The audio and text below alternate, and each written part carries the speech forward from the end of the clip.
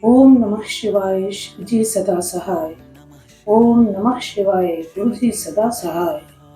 जय गुरु जी संगत जी। दिव्य आवा में आज हम पढ़ेंगे सत्संग सत्य का समावेश। सत्संगी सदा अपने हृदय से सत्य बोलता है।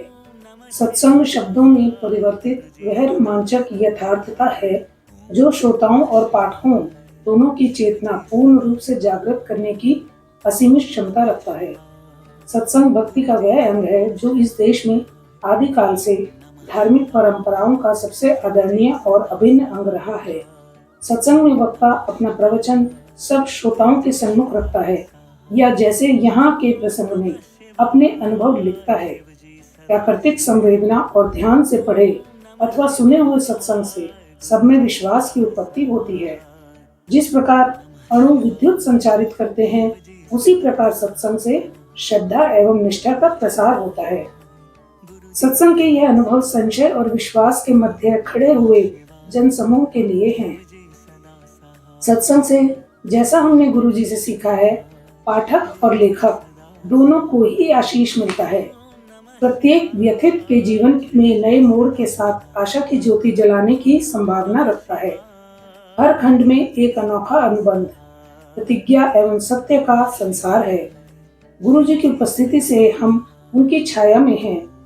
उनके प्रकाश की तीव्रता के सन्मुख ब्रह्मांड के समस्त सूर्यों का सम्मिलित तेज भी धूमिल है। अनेक अवसरों पर प्रत्येक व्यक्ति अपनी अस्थिर शंका पर श्रद्धा के खड़क से संघार करता है। संशय और विश्वास दोनों परस्पर विरोधी हमारे चारों ओर व्याप्त वातावरण के स्थायी निवासी हैं। यहाँ पर हर सत्य प्रसंग दर्शाता है कि संशय के सागर में डूबी हुई आत्मा ने कैसे अपने स्वाभाविक रूप पर पुनः अपना अधिकार स्थापित किया। अविश्वास के अंधकार में लुप्त सत्य, श्रद्धा, भक्ति और आस्था का पुनर्जागरण होता है। इसी सच्चाई को हम गुरुजी से जानते हैं। औरों ने उन्हें अन्य अनेक नामों से भी पुकारा है। सब उतने ही प्रिय और प्रेममय हैं। यह सत्संग आपको, जो संभवतः अभी भी सोच रहे हैं कि सत्य के भव सागर में छलांग लगाई जाए या नहीं, आगे बढ़ने की प्रेरणा देता है। आगे बढ़कर तेजी से कूद जाइए। प्रणव सदा आपके साथ है। यह कथाएं पूरे विश्व में फैले हुए अनगिनत भक्तों पर हुए चमत्कार है। परंतु चमत्कार क्या है? वह तो आत्मा से उत्पन्न हुआ सत्य है। आत्मा तो उस सत्य को सदा से पहचानती थी। इस भौतिक संसार की माया में वह डूब गई और उस सत्य से भक्त अनभिज्ञ हो गए। यह चमत्कारिक सत्य सर्वप्रथम प्रेम और आस्था का प्रतीक है। तत्पश्चात वह हमारे सामान्य जीवन में प्रतीत होने वाली अलौकिक घटनाएं हैं। इन कथाओं के पात्र गुरुजी के असंख्य भक्त अपने उन अनुभवों का वर्णन कर रहे हैं जिन्होंने उन्हें पूर्णतः पराजित, विहल और आतंकित किया। उनको आहत, निस्सहाय कर अपनी सीमाएं नापने पर विवश किया, भावना का परीक्षण किया, रक्षा कवचों को शत विक्षिप्त कर दिया। किंतु इसी से उन्हें शक्ति, साहस और चिरस्थायी आशा की प्राप्ति हुई। वह सब उस असाधारण उत्कृष्ट दिव्य धारा में प्रवाहित होकर अपनी आप बीती व्यक्त कर रहे हैं। गुरुजी का आदेश प्रसारित करने वाले यह वृतांत ही हमारे वास्तविक मित्र हैं। उस आदेश का पालन करना नितांत आवश्यक है। इन सत्संगों में गुरु की ऊर्जा है। वह न केवल यह आवाज देते हैं कि गुरुजी ने अपनी अलौकिक शक्तियों से कैसे अपने भक्तों का भला कर उनका पोषण किया, इसमें वह ऊर्जा भी संग्रहित है जिसका आनंद लेकर आप भी उसका लाभ उठा सकते हैं। प्रत्येक सत्संग में अपने भक्तों के लिए गुरुजी के अपार स्नेह और वेदना के दर्शन होते हैं। अब समय आ गया है कि उनके भक्त उनके आदेशों का मन, वचन और कर्म से पालन करें और उन्हें कभी न भूलें। यह सत्संग कल्प वृक्ष की अगण्य पत्तियां हैं।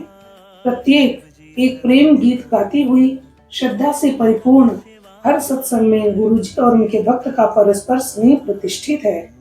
आशा करते हैं कि यह अनुभव इन भक्त लेखकों की भांति आपके हृदय के तारों को भी हिलाकर मन में अति सुरमय मधुर दिव्य संगीत भर देगा। क्या अनहद जैसी मिठास अन्यत्र कहीं मिल सकती है? अगला टॉपिक है जनसंपर्क अधिकारी को पुनः प्राप्ति। ये सत्संग है संगत जी, दिसंबर 1999 यानी 1999 की शीत ऋतु मेरे लिए एक अति भयानक समाचार लेकर आई थी। धीरे धीरे मेरी आवाज कम होती जा रही थी और थोड़े से शब्दों के उच्चारण के लिए भी मुझे विशेष प्रयास करना पड़ रहा था। कर्ण, नासिका और कंठ विशेषज्ञ से मिलने के पश्चात यह लग रहा था कि दिल्ली की यह शीत ऋतु और धुंध निरानंद होते हुए और भी प्रतिकूल होने वाली थी।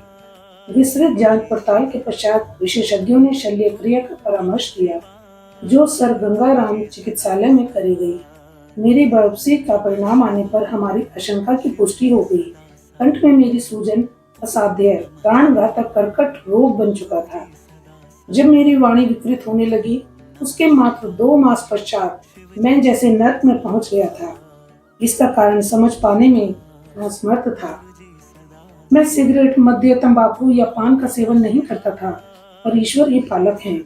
अपनी शल्य क्रिया के पश्चात 3 सप्ताह के विश्राम काल में, जिसमें मुझे कुछ भी बोलने की मनाही थी, मैं गुरुजी की शरण में रहा। मैं और मेरी पत्नी, हम दोनों गुरुजी के पास मेरी दुर्दशा की अवस्था में पहुंचे थे, किंतु उससे पहले एक और परीक्षा देनी थी। चिकित्सालय से आने के बाद 5वें दिन मेरी गुरुजी के पास जाने की अटूट अभिलाषा जागृत हुई। संयोग से उस दिन अत्यधिक वर्षा हो रही थी। मेरे परिवार के सदस्यों ने मुझे किसी और दिन जाने की सलाह दी, पर मैं नहीं माना। मेरा मन पक्का हो चुका था। मेरे अंदर उसी दिन जाने की आवाज उठ रही थी। एम्पायर स्टेट से गुरुजी के स्थान तक चलते हुए एक अद्भुत सुख का आभास हुआ। गुरुजी अपने रंगीन लंबे लबादे में अपने स्थान पर आसीन थे।